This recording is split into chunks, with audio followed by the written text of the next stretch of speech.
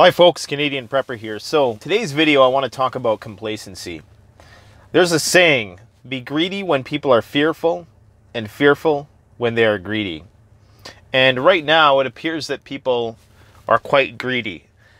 We're almost to the point with the markets where people are reaching that 100% confidence level.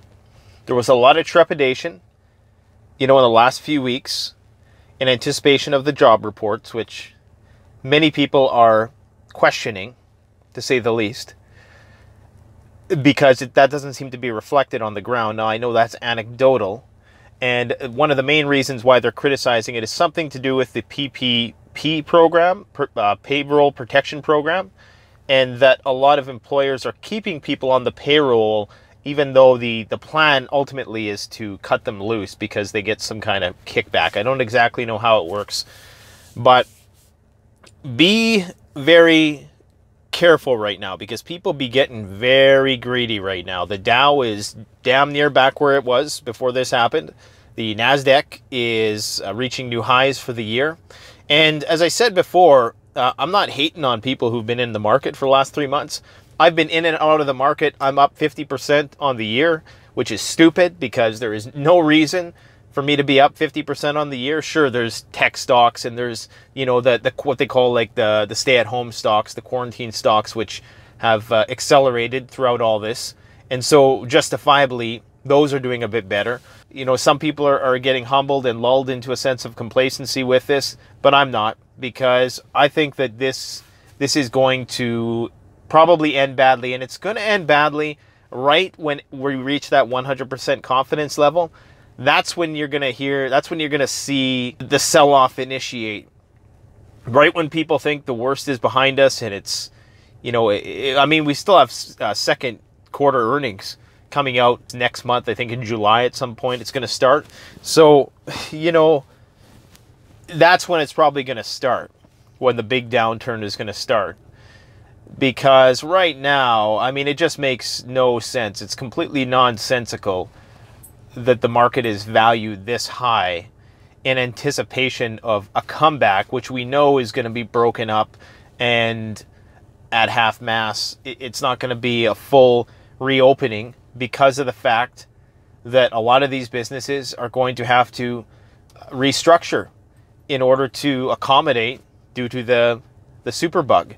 Now, on the topic of the Superbug, people need to remember, and I knew this was going to happen, okay? I knew that come summertime, it was going to start to dissipate. And some people say, oh, you've been off on your predictions. Look, back in February, we were telling people it's going to hit the fan. Go and stock up on groceries because it's going to hit the fan. We told people before the market crashed, a few days before it crashed, that it's going to crash and it's going to crash hard, okay? There have been some calls that I've made which have not materialized.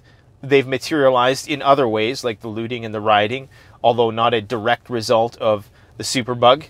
But you could argue that it's an indirect result. So anyways, I'm not trying to say that I'm Nostradamus and I know the future, but what I know is that historically speaking, these pandemics, they tend to just go away in summertime. And the reason why it's spreading, and I'm not a virologist or an epidemiologist, okay? But I think I have a pretty good understanding of what's going on. But like I said, don't take this as the final say. This is just my opinion as to what's going on. Strictly my opinion. Here's my opinion as to what's going on. I think that this virus, because it's novel, it burns through a population really quick. It gets all the low-hanging fruit, okay? And then it festers throughout the seasons. The seasonal shift, it festers, it goes into other places, it moves to the southern hemisphere, it comes back in a mutated form, and then it finds a way to infect the people who were not that susceptible to it, and perhaps were not as contagious. Because remember, only, 5% of the population has been infected, based on, even the most conservative estimates. And if you look at the Spanish flu, it really all but went away during summertime. There was almost no deaths. The infection counts just dropped off a cliff. By August, everybody was like, oh, we got this cased. Nothing more to see here. But because it's a novel virus that human beings have no immunity to, it can still gain steam in a hot climate, which is atypical of one of these types of diseases, as far as I know. And even though there is a kind of Goldilocks zone for this virus, and that's what I made a video on that, predicting that, 2 months ago, that, we were kind of in the zone in April and March, but now it's getting warmer, so we're out of that zone. But because it's so novel, it can still burn through a population in the warm climates, but it gets all the low-hanging fruit. So it has to, recombine, virally speaking, and mutate, and then it's going to come back in the fall in a mutated form. This is what I suspect. Okay, I could be wrong about this, but I suspect that's what's going to happen.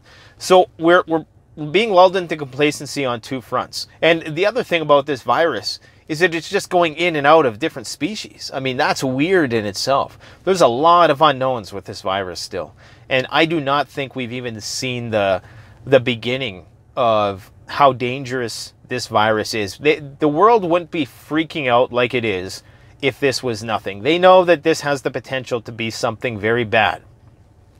Chris Martenson was talking about how, it can attack different organs in the body. So what if it mutates to start attacking different organs? Right now it's primarily a respiratory problem, but what if it mutates to enter into different organs in the future? All this can happen. And it was a Spanish flu that mutated to become lethal towards healthy young people in the second wave. In the first wave, no young people were dying. Everybody was, out there having a party like they're doing right now in LA with all these protests, which I support the right to protest and all that stuff. But, I do think that there's definitely some contradictions, obviously, with respect to how we're treating social distancing in that context than how we are in every other context in society. So I think what's going to happen now is we're going to reopen, and people are going to say, oh, well, see, there's no big uptick in cases, even though there's still 20,000 new cases being reported a day in the United States and Brazil. But there's definitely a downward trend overall. Now, we may see that slightly pick up a little bit in the next couple weeks as a result of the reopenings and the protests and all that. But I don't think it's going to be as dramatic as what's going to happen later in the year. I worry that everybody's going to pretend like nothing happened. And I made that video about how, 2020 is the year of the prepper. Everybody's going to become more preparedness minded. But judging by the level of optimism that people are having right now about the future, I just don't know. I think it's unfounded at this point. I'm not saying that we shouldn't reopen or anything like that. I think we probably should have reopened a long time ago. I never even thought that they would do this kind of lockdown thing in the first place. No prepper that I know foreseen lockdowns happening on such a scale for a disease which, at least as far as we knew, only killed a couple % of the population. I say only tongue-in-cheek because only 2% means potentially millions of people worldwide, obviously. But nobody suspected the lockdowns to be as vast as they were. So I do suspect that right around the time when everybody thinks everything's fine, the economy is probably gonna level off. It can't just keep going up until, it can't just keep going up from here. It's already at the level pretty much of where it was at the beginning of the year. It's already been a V-shaped recovery for the stock market anyway. So the stocks can't go much higher without really just flying off into the clouds, into fantasy land, because there is no fundamentals to justify the valuations where they're at right now. Never mind if this bull run continues for a couple months. There really isn't a lot of room for it to move upwards. Because now we're factoring in not only a perfect recovery, but beyond a perfect recovery. We're factoring in that, everything is just gonna magically go back to normal, and all these car dealerships and restaurants and fitness centers and all these places that have been shut down or, had to let go of a bunch of their staff are just going to be able to reopen again and have a economy which is going to expand, even though the gross domestic product of any country in the world right now is going to be down in the double digits. for the second quarter at least. For the year as a whole, it's going to be down significantly. But for the second quarter, I mean, it is going to be probably below 40, 50% for a lot of countries. Canada and the United States are pretty much operating, you know, in proportions right now. If the United States adds 3 million jobs, Canada adds 300,000 jobs because we have 1/10 the population. The same holds true for most economic metrics and even the COVID stats. So I don't know, guys. I'm very concerned right now that we're in the calm before the storm, because it appears as though people are getting really, really greedy in the markets. I'm seeing a lot of these financial channels pop up. They're just like weeds right now on YouTube. Everybody's a financial expert giving people advice, but of course they always have to add the disclaimer that I usually add too. But that's not the basis of my channel, that, you know, they're not a financial advisor and don't take their advice. And, you know, everybody's thinking that it's so easy to make money right now, but for what? For doing what? I mean, the fundamentals are just not there. You can't just put money into the market and then expect for that to grow when there's no fundamentals underlying it other than people's fear of missing out, bumping up the price, and the Fed backstopping the market with money that's going to have to be paid back.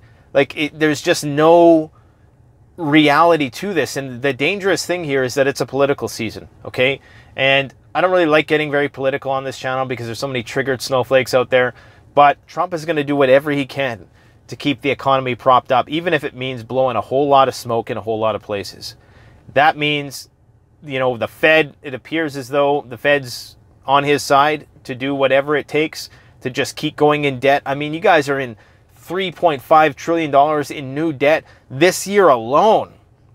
There was a time when that amount of money on the whole would have been like floored, you know, the most liberal of economists. Now it's just, okay, you know, 3.5, we'll do whatever we can. We got infinite amount of quantitative easing and liquidity. If I hear the word liquidity one more time, I'm gonna puke. Like, why don't they just come out and talk to people, like, say what they mean?